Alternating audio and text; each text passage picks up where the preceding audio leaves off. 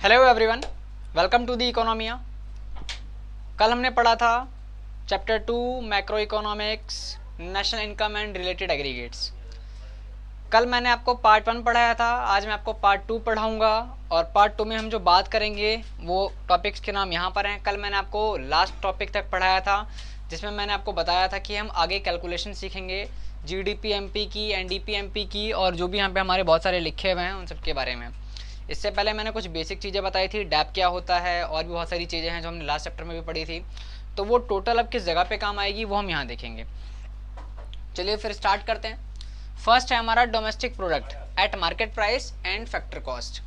Domestic product क्या होता है एट मार्केट प्राइस पे एंड फैक्टर कॉस्ट पे। इससे पहले कल वाला जो पार्ट 1 है वो थोड़ा सा रिकॉल कर लेते हैं। देखो, कल फैक्टर इनकम के बारे में पढ़ा था हम लोगों ने।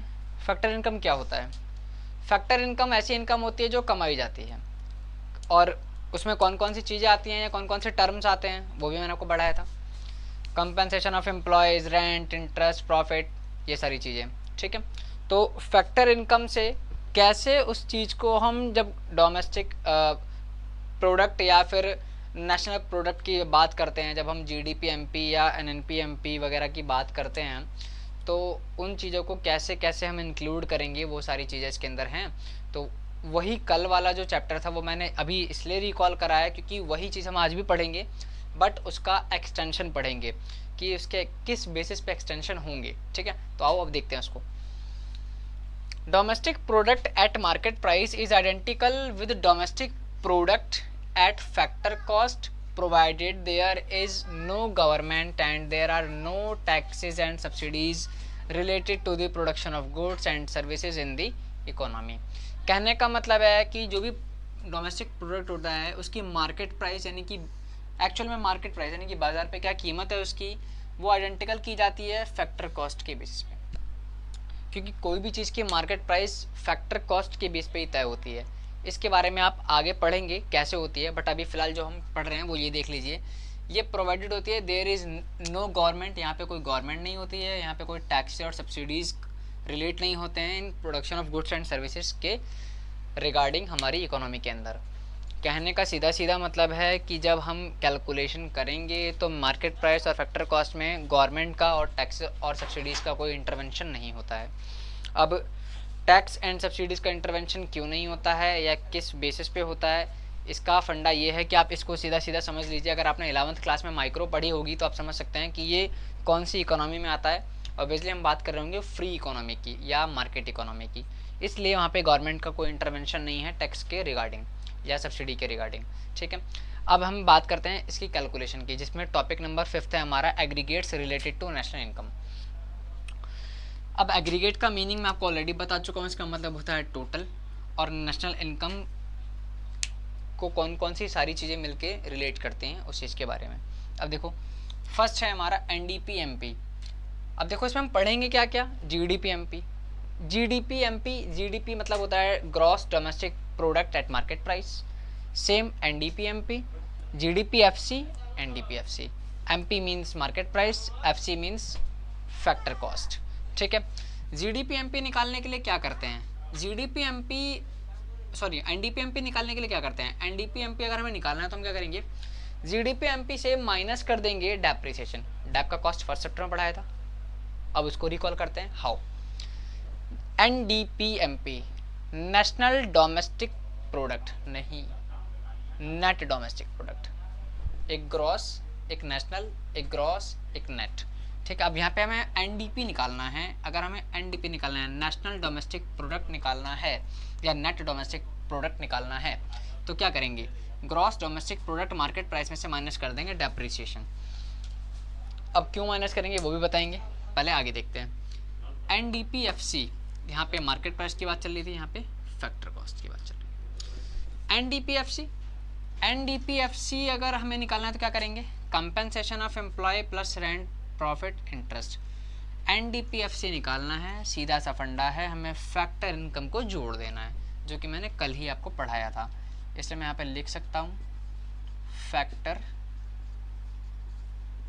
इनकम। ओके, टर्म दूसरा जीडीपीएफसी निकालना है। यहाँ पे एनडीपीएफसी था, यहाँ जीडीपीएफसी था। जीडीपीएफसी निकालना है तो क्या करेंगे, कंपेंसेशन ऑफ एम्प्लॉय, यानी कि ये चारों चीज़ें हमारी क्या हो गई, एफसी यानी कि फैक्टर कॉस्ट, और एफआई यानी फैक्टर इनकम। तो फैक्टर इनकम ही हमारा फैक्टर कॉस्ट बन के सामने आ रही है, ठीक है। फैक्टर इनकम, इसमें हमने एक वन मोर चीज़ ऐड कर दी है, क्या, डेप। अब हमने डेप ऐड कर दिया। अब यहाँ पे डेप्रिसिएशन का आप कंसेप्ट ईजिली समझिएगा। नेट निकालना है या नेशनल निकालना है तो डेप माइनस कर रहे हैं, और ग्रॉस निकालना है तो डेप ऐड कर रहे हैं। वाई, देखो डेप जो है, डेप का सीधा सीधा मतलब होता है fall in the value of assets. और अगर हमें किसी नेट चीज़ की ज़रूरत पड़ेगी तो हम क्या करते हैं, ग्रॉस में से उस डेप को माइनस करेंगे, क्योंकि हमें अगर कोई नेट वैल्यू चाहिए तो हम मोटा मोटा या जो भी हमारा मिसलिनियस होगा उसको हम क्या करेंगे, लेस कर देते हैं। एज इट इज़ इसमें अगर हमें नेशनल रिजल्ट चाहिए, एनडीपी एमपी निकालना है तो हम क्या करेंगे, ग्रॉस में से डेप लेस कर देंगे तो हमें नेट मिल जाएगा या नेशनल मिल जाएगा। और अगर हमें वही ग्रॉस में हमें ग्रॉस निकालना है तो हम क्या करेंगे, जो मिसलिनियस होगा या जो हमारा डेप होगा उसको हम क्या कर देंगे, इसमें इंक्लूड कर देंगे। डेप को एक और नाम से जाना जाता है consumption of fix capital. Consumption of fix capital, दोबारा बता रहा हूँ, डेप हमेशा ऐड तब करेंगे जब हम ग्रॉस निकालेंगे, डेप हमेशा लेस तब करेंगे जब हम नेट निकालेंगे। अब यहाँ पे एक और बात सामने आती है, देखो यहाँ पे कुछ कॉमन आपको मिलेगा। कॉमन क्या है वो ध्यान से देखना, ये इसलिए बता रहा हूँ, है इजी, लेकिन जैसे आगे का पढ़ाऊंगा तो पीछे को भूल जाओगे। अक्सर यही होता है, जब मैं पढ़ता था तो मेरे साथ भी यही होता था। इसलिए यहाँ देख लो, यहाँ पे कॉमन डी है, यहाँ पे कॉमन डी है, यहाँ पे कॉमन डी है, यहाँ पे कॉमन डी है। इट मीन्स हम बात किसकी कर रहे हैं, ओवरऑल हम बात किसकी कर रहे हैं, हम बात कर रहे हैं यहाँ पे डोमेस्टिक की। किसकी बात कर रहे हैं, डोमेस्टिक की। अभी तक हम जो भी बात कर रहे हैं वो डोमेस्टिक हो रहा है, यानी कि घरेलू हो रहा है, ठीक है। जीडीपीएफ से कैसे निकालते हैं बता दिया, एनडीपीएमपी कैसे निकालते हैं बता दिया। अब एनडीपीएफसी, यहाँ पे एमपी बात चल रही है, यहाँ पे एफसी की बात चल रही है। हमेशा याद रहे, मार्केट प्राइस से फैक्टर कॉस्ट निकालना है, डेप को क्या कर देंगे हम, मार्केट प्राइस से फैक्टर कॉस्ट निकालना है, यानी कि हम डेप को क्या कर देंगे, लेस कर देंगे। और अगर हमें फैक्टर कॉस्ट से मार्केट प्राइस निकालनी है तो हम डेप को क्या करेंगे, ऐड कर देंगे। एज इट इज़ यहाँ पे एनडीपीएफसी निकालना है, यहाँ पे एनडीपीएमपी था, यहाँ पे एनडीपीएफसी था। अगेन मैंने बताया मार्केट प्राइस से फैक्टर कॉस्ट के लिए देखो यहाँ पे डेप्रिसिएशन का इंक्लूजन नहीं हो रहा है, क्योंकि यहाँ पे डेप्रिसिएशन नहीं है। तो यहाँ पे दो तीन चीज़ें और बन जाती हैं। मार्केट प्राइस से अगर आपको फैक्टर कॉस्ट निकालना है तो क्या करेंगे, डेप को हम लेस कर देंगे, ओके। और यही अगर आपको फैक्टर कॉस्ट से मार्केट प्राइस निकालना है तो आप डेप को क्या करेंगे, ऐड कर देंगे। ये बातें आपको यहाँ पे ध्यान रखनी है। पहली कॉमन बात यह है कि हम डोमेस्टिक की बात कर रहे हैं। दूसरी कॉमन बात यह है कि मार्केट प्राइस से फैक्टर कॉस्ट कैसे निकालते हैं और फैक्टर कॉस्ट से मार्केट प्राइस कैसे निकालते हैं। लिखा हुआ कम है, दिख रहा है कि बहुत कम है, बहुत ईजी होगा, बट ये जितना कम लग रहा है उतना ही कॉम्प्लिकेटेड है, तो इसको ध्यान से समझना है। अब इसके बाद नेक्स्ट पॉइंट है हमारा, या नेक्स्ट, ये हमारा फर्स्ट पॉइंट था जिसमें हम डोमेस्टिक की बात कर रहे थे। अब हमारा जो अगला पॉइंट है इसमें हम नेशनल की बात करेंगे, यानी कि एक नेशनल लेवल पे। अभी तक हम डोमेस्टिक लेवल पे बात कर रहे थे, यानी कि कह सकते हो कि सिर्फ विद इन आवर कंट्री की बात कर रहे थे हम। अब हम बात कर रहे हैं नेशनल की।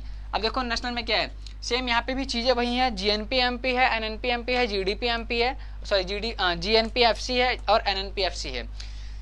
जीएनपीएफसी एमपी ग्रॉस नेशनल प्रोडक्ट, दोबारा बता दूं, यहाँ पे कॉमन है हमारा नेशनल, अब वाले में कॉमन था हमारा डोमेस्टिक, जो मैंने लिख दिया है। अब याद रहे, GNPMP is equal to GDPMP plus NFIA. GDPMP हमने यहाँ निकालना सीख लिया, या जीडीपीएफसी एनडीपीएमपी ये सब हमने यहाँ निकालना सीख लिया।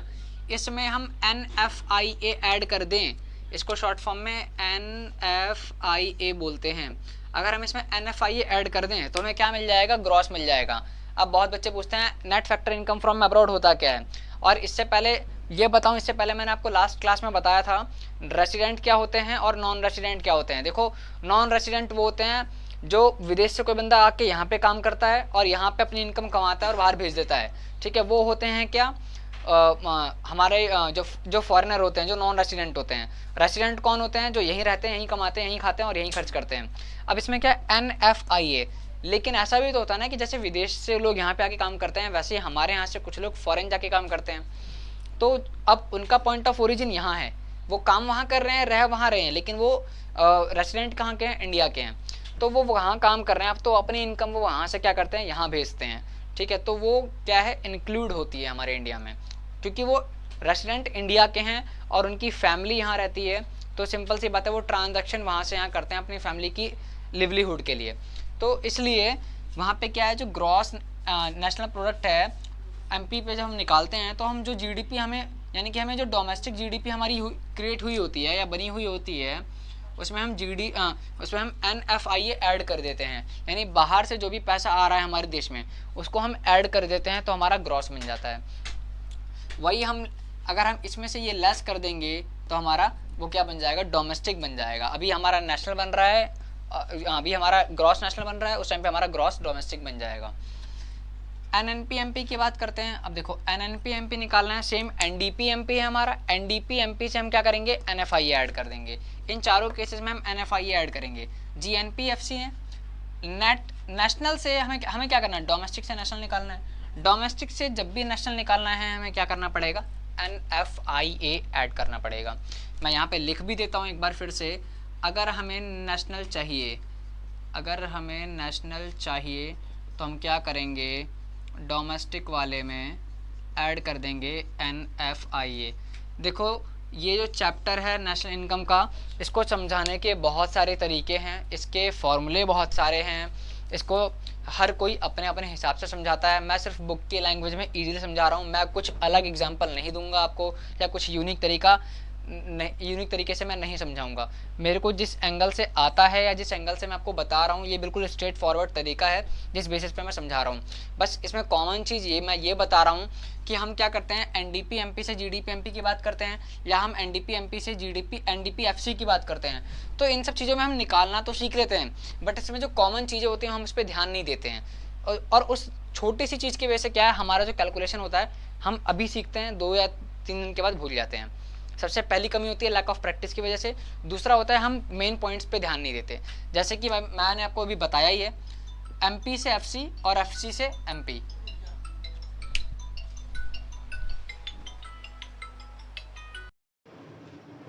तो जैसा कि मैं बता रहा था, NDP, MP और FC, ये जो MP और FC का चेंज है हम बार बार बस यहीं पे मिस्टेक करते हैं, तो हमें एक मेन पॉइंट है जो ये समझना होता है। ठीक है, अब देखो बात करते हैं यहाँ, ये तो हमने बात कर लिया, इसका मैंने बता दिया, बस आपको यहाँ पे और इस पे, इन दोनों पे ध्यान देना है। ठीक है, अब इसमें भी मैंने आपको सारी चीज़ें बताई कि हमें क्या है, NFIA ऐड करना पड़ता है। और कब करना पड़ता है, जब हमें नेशनल निकालना है तो क्या करना पड़ेगा, हमें डोमेस्टिक में NFIA ऐड करना पड़ेगा। ऐसे ही अगर हमें क्या करना है, इसका अपोजिट कर दो आप, डोमेस्टिक दिया है और आपको क्या निकालना है, नेशनल निकालना है, तो NFIA ऐड कर दो। नेशनल दिया है और डोमेस्टिक निकालना है, तो आप क्या करेंगे, उसमें से NFIA को लेस कर देंगे। सेम ऐसे ही इसमें डैप का सिस्टम था, इसमें NFIA का सिस्टम है। ठीक है, तो इसमें ये जो चीज़ें हैं ये कन्फ्यूजन दूर कर देती है। वन मोर थिंग, यहाँ नेशनल है, यहाँ पे हमारा डोमेस्टिक। ठीक है, अब इतना होने के बाद देखो नेशनल इनकम, हम मेन पॉइंट पे आते हैं। नेशनल इनकम NNPFC, इसका मतलब नेशनल इनकम ही होता है। NNPFC हमें बताता है कि नेशनल इनकम क्या है।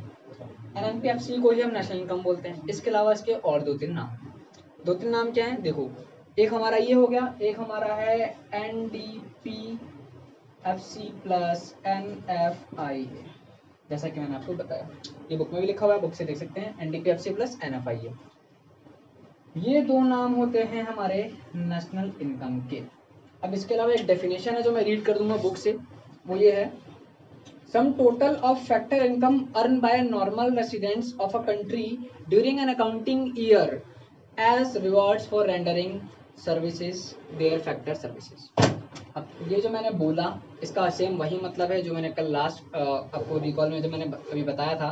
तो कल मैंने जो फैक्टर इनकम में बताया था, रेंडरिंग सर्विस जब देनी होती है उस बेसिस पे, तो उस पर भी हम नेशनल इनकम उसको ही बोलते हैं जो हमारा compensation of employ factor income जो है उससे रिलेट होकर के, जब हम हमारे एक रेसिडेंट ऑफ अ कंट्री का जो भी फैक्टर इनकम है, जब हम उसको कैलकुलेट करते हैं और उसमें हम अपना NFIA वगैरह ऐड करते हैं तो हमारा नेशनल इनकम बनता है। यानी कि ओवरऑल इस वीडियो में मैंने आपको जो बताया है वो ओवरऑल ये है कि कैसे हम डोमेस्टिक से नेशनल में कन्वर्ट करते हैं और नेशनल से कैसे डोमेस्टिक में कन्वर्ट करते हैं। ये थे हमारे कुछ छोटे मोटे पॉइंट्स या छोटे मोटे थोड़े बहुत एग्जांपल्स, जिसके थ्रू क्या है हमने पढ़ा GNP-MP, NNP-MP, GNP-FC, NNP-FC। अब इसके बाद हम पढ़ेंगे अगला टॉपिक, जिसमें हम देखेंगे कि कैसे कन्वर्जन होता है, और इसमें 2-3 चीज़ें और आ जाती हैं। एक हमारा नॉमिनल GDP और हमारा है रियल GDP। जिन्हें नोट करना वो नोट कीजिए, मैं आपको बताता हूँ आगे, तब तक आप ये नोट कीजिए। तो ठीक है, अब हमारा अगला टॉपिक है nominal GDP and real GDP। जैसा कि मैंने आपको बताया, देखो नॉमिनल GDP और रियल GDP होती क्या है, बात करते हैं। देखिए अभी हम बात करेंगे नॉमिनल GDP की। It refers to GDP at current prices. It is the market value of the final goods and services produced within the domestic treasury of a country during an accounting year. कहने का मतलब है कि nominal GDP वो GDP होती है जिसमें जो प्राइस होती है वो करंट प्राइस को लेते हैं हम, यानी कि उसमें हम जो करंट प्राइस अभी चल रहा होता है उसी को हम लेते हैं और उसी के बेस पे हम कैलकुलेशन करते हैं, तो हमारा क्या जाता है नॉमिनल GDP, यानी कि जो अभी चल रहा है राइट नाउ। ठीक है, तो वो हमारी नॉमिनल GDP होती है। अब इसकी कैलकुलेशन देखिए कैसे होती है, Q इंटू पी। Q मतलब कि quantity of final goods and services producing during an year, price prevailing during the accounting year, यानी उस अकाउंटिंग ईयर में जो प्राइस ऑलरेडी प्रीवेल है, प्रीवेल का मतलब मौजूद होना, किस बेसिस पे, करंट प्राइस पे। इफ अगर यहाँ पे करंट प्राइस है तो वो हमारा नॉमिनल GDP है। जैसे इसका अपोजिट होता है रियल GDP। आइए देखते हैं real GDP। It refers to GDP at constant prices. कौन से प्राइसेस पे, कांस्टेंट प्राइस पे। कैसे देखते हैं, it is the market value of final goods and services produced with in the domestic treasury of a country during an accounting year. तो वो हमारा रियल GDP होता है जिसमें कांस्टेंट प्राइस होती है। याद रहे करंट प्राइस कांस्टेंट प्राइस दोनों में फ़र्क है। करंट प्राइस का मतलब जो प्राइस ऑलरेडी अभी राइट नाउ प्रीवेल है वो होती है करंट प्राइस। कांस्टेंट प्राइस होती है जिसमें हम बेस ईयर मानते हैं, जिसमें जो प्राइस है वो क्या होती है, बेस होती है। बेस कैसे होती है अभी बताता हूँ। देखो Q मतलब क्वांटिटी ऑफ फाइनल गुड्स और P स्टार बनाया हुआ है मैंने यहाँ पे, price prevailing during the year. उस ईयर में जो प्राइस प्रीवेल होगी, लेकिन वो प्राइस कैसी होगी, बेस ईयर पे बेस होनी चाहिए। बेस ईयर का मतलब क्या होता है, देखो सीधा सा एक एग्जांपल देता हूँ।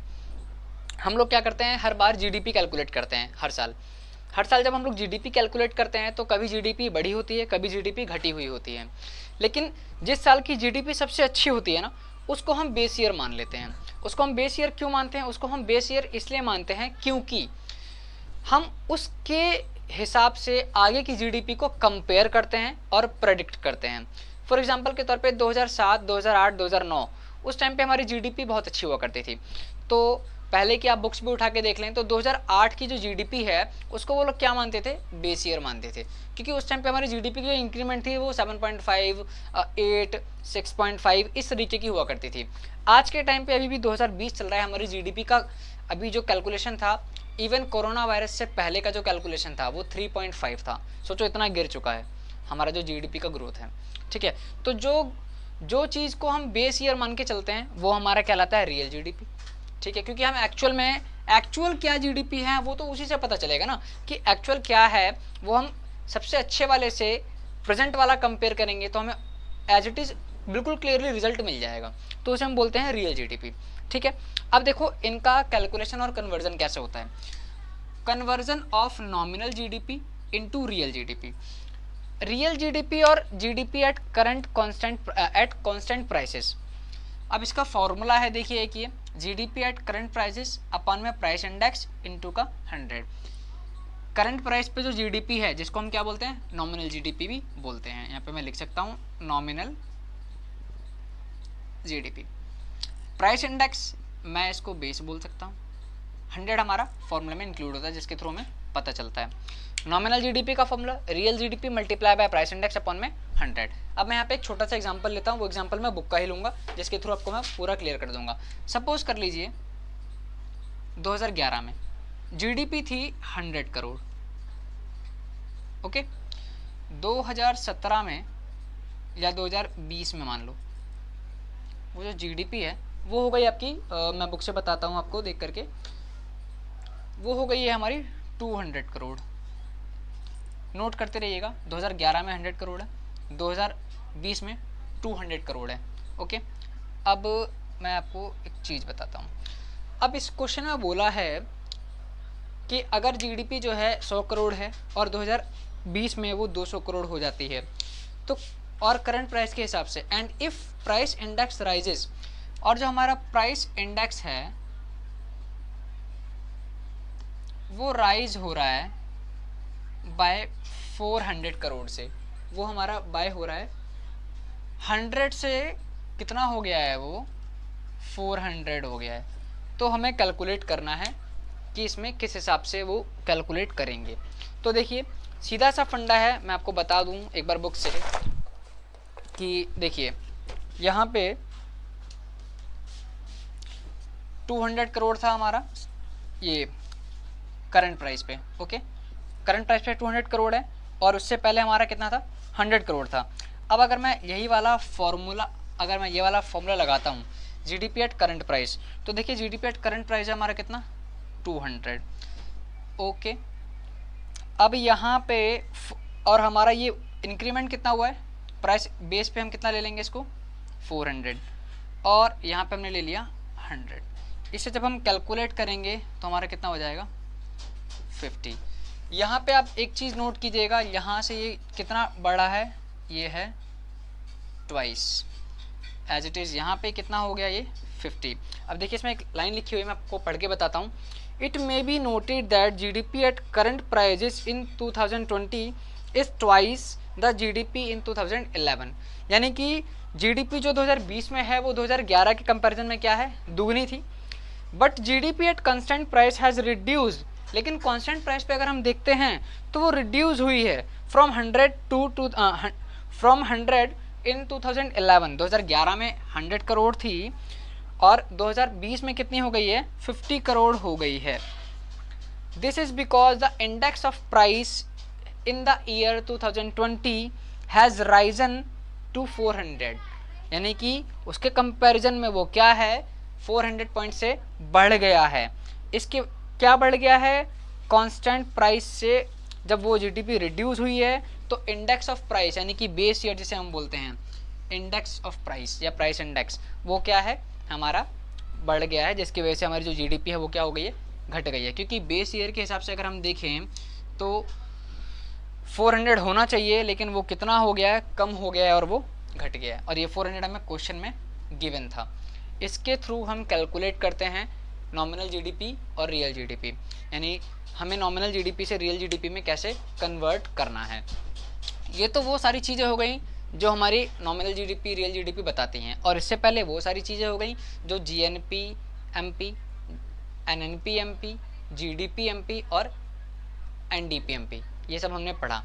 अब इन सारी चीज़ों के बाद एक लास्ट चीज़ आती है, limitations. Limitations related to the positive relationship between GDP and welfare. GDP welfare, अब देखो क्या है, जीडीपी और वेलफेयर से जो रिलेटेड है पॉजिटिव रिलेशनशिप, उनकी लिमिटेशंस क्या हैं कि जब जीडीपी बढ़ती है तो क्या वेलफेयर बढ़ता है या नहीं बढ़ता है, इसकी क्या लिमिटेशंस है। देखो पहला लिमिटेशन है डिस्ट्रीब्यूशन ऑफ इनकम। आपको पता है ये क्या है हमारे इंडिया में, अनइक्वल।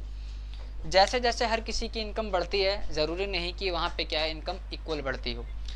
इंडिया एक ऐसी कंट्री है जहाँ पे डिस्ट्रीब्यूशन ऑफ इनकम जो है वो क्या है, अनइक्वल है। इसकी वजह से क्या होता है, जीडीपी में इंक्रीमेंट तो होती है बट वेलफेयर में इंक्रीमेंट नहीं होता है। ये हमारा सबसे बड़ा पॉइंट है। इसके बाद है हमारा कंपोजिशन ऑफ जीडीपी। अब देखो कंपोजिशन ऑफ जीडीपी का मतलब क्या होता है, जीडीपी कैसे कंपोज होती है, ठीक है। अब जीडीपी कैसे कंपोज होती है इसको हम बोलते हैं कंपोजिशन ऑफ जीडीपी। इसका एक बहुत अच्छा एग्जांपल बुक में दिया हुआ है, वो मैं आपको पढ़ के बताऊंगा। सपोज कर लो increase in the production of defence goods, ठीक है। डिफेंस गुड का मतलब आप लोग जानते होंगे, शायद जानते होंगे, जो लोग नहीं जानते उनको मैं बता दूं डिफेंस गुड्स क्या होते हैं। डिफेंस गुड्स वो गुड्स होते हैं जो हमारे देश में जैसे आर्म्स वगैरह होते हैं। आर्म्स का मतलब है कि ऐसे हथियार जिनके बेस पे क्या है हमारी जो सेना है वो जंग वगैरह लड़ती है। कहने का मतलब है वेपन्स। वेपन्स जो है हम उनको इंक्रीज़ करें, उनका प्रोडक्शन करें, वो अगर हम उसको बढ़ाते हैं तो क्या हमारी जीडीपी बढ़ेगी और क्या उससे वेलफेयर होगा? नहीं। जीडीपी एक पल को बढ़ जाए लेकिन हमारे उससे वेलफेयर क्या है, हर इंसान को वेलफेयर नहीं होगा। तो वहाँ पे जो कॉम्पोजिशन ऑफ जीडीपी है वो क्या हो जाती है, वहाँ पे वो भी डिवाइड हो जाती है, क्योंकि सिर्फ हथियार बनाने से और सिर्फ जीडीपी नहीं बढ़ेगी और हर बंदे की इनकम में फ़र्क नहीं आएगा। ऐसे ही हमारा non monetary exchange. Non monetary exchange का मतलब होता है, सीधा सीधा बोलूँ तो बार्टर सिस्टम, जो कि आप आगे पढ़ेंगे, लेकिन मैं आपको इसके बारे में थोड़ा सा अभी बता देता हूँ। बार्टर सिस्टम का मतलब होता है वस्तु कॉमोडिटी के बदले में कॉमोडिटी एक्सचेंज करना। ये आपने पढ़ रखा होगा या जिन्होंने नहीं पढ़ा वो आगे पढ़ेंगे। देखो इसका मतलब ये होता है कि पहले के ज़माने में जब पैसे नहीं होते थे तो लोग क्या करते थे, एक सामान देते थे उसके बदले में दूसरा सामान लेते थे, यानी कि एक हाथ से देना एक हाथ से लेना, लेकिन सामान के बदले सामान। उस टाइम पे पैसा नहीं होता था। आज भी इंडिया में कुछ जगह ऐसी है जहाँ पे नॉन मॉनेटरी सिस्टम पे वर्क होता है। वो इतनी ज़्यादा बैकवर्ड इकोनॉमी में आ जाती है जगह, या इतनी ज़्यादा बैकवर्ड जगह है वो, जहाँ पे लोग पैसों से एक्सचेंज नहीं करते हैं, जिसकी वजह से वो जो एक्सचेंज है वो क्या है, वो काउंटेबल नहीं है। अब जब वो काउंटेबल नहीं होता है तो क्या होता है, उसको हम जीडीपी में एस्टिमेट कर ही नहीं पाते, क्योंकि वो काउंटेबल नहीं है। अब जब वो जीडीपी में एस्टिमेट ही नहीं होगा तो इससे क्या है, हमारी जीडीपी यहाँ पे भी हमारी क्या जीडीपी है, कम रह जाती है। इसको बोलते हैं हम क्या, नॉन मॉनेटरी एक्सचेंज। इसके बाद बात करते हैं एक्सटर्नलिटीज़। अब देखो एक्सटर्नलिटीज़ क्या होती है। एक्सटर्नलिटीज़ दो तरीके से होती हैं, एक होती है हमारी पॉजिटिव, ठीक है, और एक होती है हमारी नेगेटिव। अब देखो पॉजिटिव और नेगेटिव दोनों बताता हूँ। सपोज कर लो कि मेरा एक घर है एक गली में, और उस गली में क्या है, 4-5 घर हैं।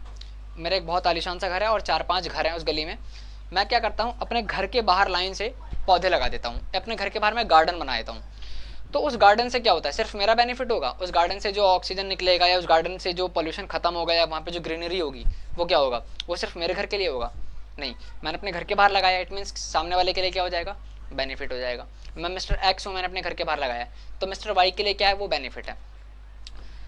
यहाँ पे मेहनत मैंने की, फल मैंने लगाया या पेड़ पौधे मैंने लगाए, लेकिन उससे ऑक्सीजन तो वो भी लेगा ना, और उससे जो ग्रीनरी आ रही है और जो पोल्यूशन कम हो रहा है वो सिर्फ मेरे घर के आगे तो नहीं कम हो रहा, पौधे लगाने से सामने वाले को भी बेनिफिट है और मेरे को भी बेनिफिट है। ये होता है पॉजिटिव एक्सटर्नलिटीज़, यानी कि एक्स्ट्रा फायदे। अब नेगेटिव की बात करते हैं।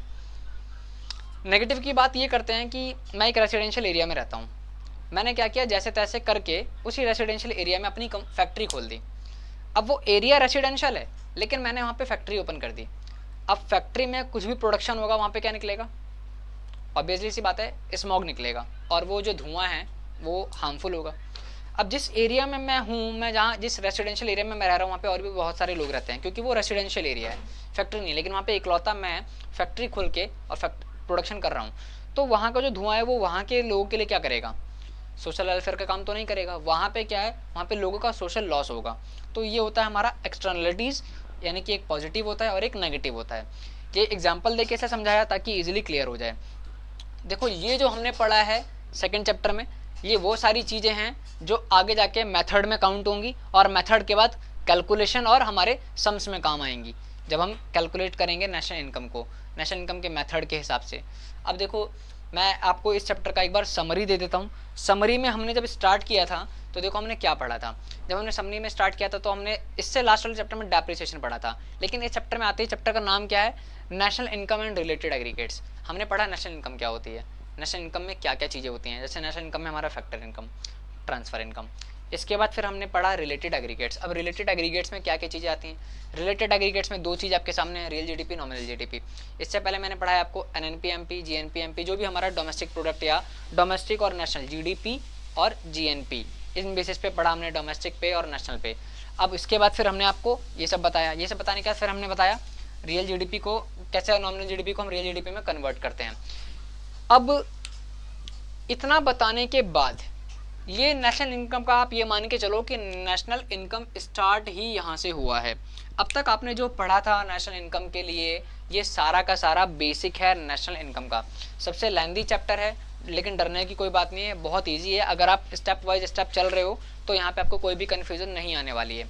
बस फ़र्क सिर्फ इतना है कि आपको स्टार्टिंग से स्टेप वाइज स्टेप चलना पड़ेगा। अगर आप यहाँ पे कुछ भी एक चैप्टर या एक टॉपिक भी स्किप करते हो तो आगे आपको कन्फ्यूजन होने वाली है। इसका एक छोटा सा एग्जांपल भी देता हूँ।